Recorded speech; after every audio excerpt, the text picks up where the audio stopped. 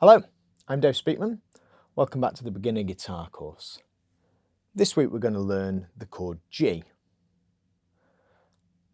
There's three ways that we can play G as a beginner. I mean, there's lots of different ways of playing the chord G ultimately. And you see it like this, with the fingers here.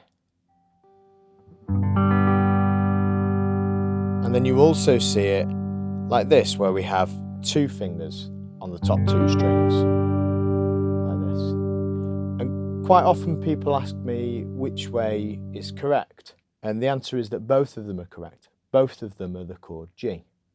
If I just play some of this on the keyboard for you, if I just show you the chord G, basically, if we think about a G major scale, which is this, if you don't understand that, don't worry about it. If we take every other note of the scale, we form what's called a triad. So we're just taking the root, not the second, but the third, not the fourth, but the fifth. So we've got the notes G, B, and D. And that forms the chord G. On our guitar, all we're playing is the notes G, B, and D. So in this open chord, we've got G, B, D, G, B, G. So they're all either G, B, or D, because that's what the chord G is. It's just that collection of those notes. That's what G means, essentially. So if we put this note here instead, this is the note D instead. So we've got a D instead of a B. And we call this a different voicing.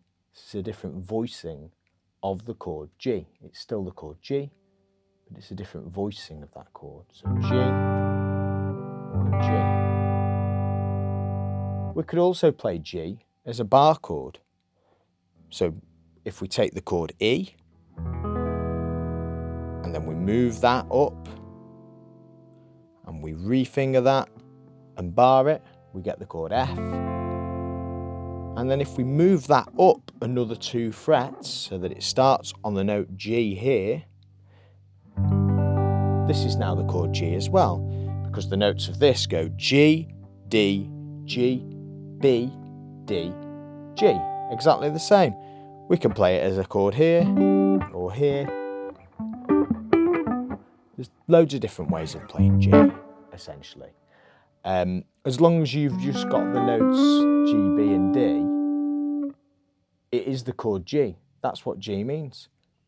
Great. We're going to carry on this next week with some exercises. So if you've not already got your head around how to play G, keep practicing it. Just practice some changes, maybe going between G and D, like this. G and A, like this.